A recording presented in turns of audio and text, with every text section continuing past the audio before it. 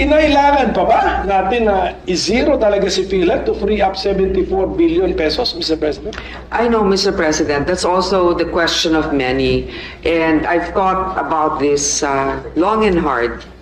And there's no denying that PhilHealth has a savings amount of 600 billion, Mr. President.